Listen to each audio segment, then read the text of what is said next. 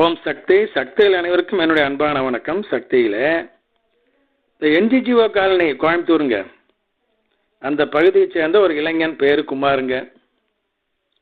அந்த பையனை மோகினி பிடிச்சிக்கிச்சுங்க. அதுவும் ஒரு பேய் தானுங்க. பேயிலே ஒரு ஹை குவாலிட்டி, ரொம்ப அழகாகவும் இருக்குது. சோறெல்லாம் கூட ஆக்கி வைக்கி. ஆமாம், அதுக்கு நம்மளை பிடிச்சிக்கிச்சுன்னா சோறெல்லாம் ஆக்கி வைக்கி, வீட்டு வேலை செஞ்சு வச்சுட்டு போகும். நம்ம கண்ணுக்கு தெரியுங்க, மற்றவங்களுக்கு தெரியாது. இரவு 12 மணி வரை 4 மணி வரைக்கும் எல்லாம் விடிக்கால வரைக்கும் ஆட்டம் போடும். எப்படி இருக்குங்க? எந்த வேலை வீட்டுக்கு போக முடியும்? சரி, நம்ம சக்தியெல்லாம் அதை கேள்விப்பட்டு குடும்ப நல வேள்வி செஞ்சால் நல்லா போகும் ஐயா அப்படின்னு சொன்னாங்க.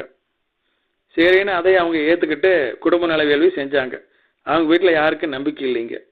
அவங்க அப்பா மட்டும் அரகுர நம்பிக்கையோட சரி பையன் குணமாக ஆக வேண்டுமே அப்படின்னு சொல்லி ஒத்துக்கிட்டாருங்க.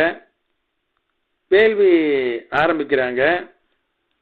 நம்ம குமார் யாகண்டத்து மேலே உட்காந்துருக்காருங்க.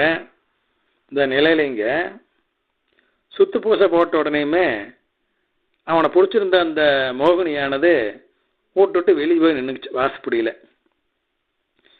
இப்போ இந்த குமார் யாகண்டத்து மேலே உட்காந்து வேள்வி செய்ய தயாராக இருக்கிறான்.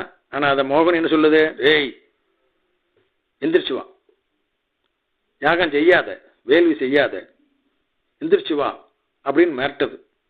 இவன் அது சொன்னபடி தான் கேட்குறான் ஒழிய நம்ம சக்திகள் சொன்னதான் கேட்க மாட்டேங்கிறான்.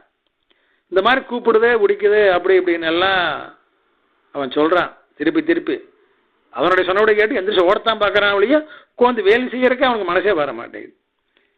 நம்ம சக்தி என்ன பண்ணாங்க, அந்த பையனுடைய தலையில் கையை வச்சு 3 தடவை மூலமந்திரம் சொல்லி அம்மாவை வேண்டுனாங்க. அவ்வளோதானுங்க. இப்போ அந்த பையன் எந்திரிச்சு பார்க்க முயற்சி பண்ணாலும் அவனால் எந்திரிக்க முடியலைங்க. கால்கள் ஒத்துழைக்க மாட்டேங்குது. அதனால் பொட்டாட குழந்துக்கிட்டான். இப்போ அந்த மோகினி மிரட்டது. அவள் உண்மையை சொல்கிறான். நான் எந்திரிச்சு வரத்தான் முயற்சி பண்ணுறேன், ஆனால் என்னால் முடியல, கால்கள்லாம் கட்டி போட்ட மாதிரி இருக்குது அப்படிங்கிறான். சரி, உடனே அந்த மோகினி சொல்ல, சரி அவங்க கொடுக்குறாங்க பாரு, இந்த சம்மத்து குச்சின்னு அவதானியம் இல்லை, அதை வாங்காத, அதை தலை சுற்றி போடாத, யாகண்டத்தில் எண்ணெய் விடாத, இப்படி இப்படிலாம் அங்கே இருந்து மிரட்டிகிட்டே இருக்குது. இவன் நம்ம அதை பேச்ச கேட்கறதா இவங்க பேச்ச கேட்கறதான்னு இப்படி ஒரு வழியா அரையும் குறையுமா வேள்வி செஞ்சு முடிச்சானுங்க. முடிச்ச உடனேயுமே மயங்கி தீர்த்தம் தெளிச்சாங்க இல்லைங்களா, தீர்த்தம் தெளிச்சோடனே மயங்கி விழுந்துட்டானுங்க.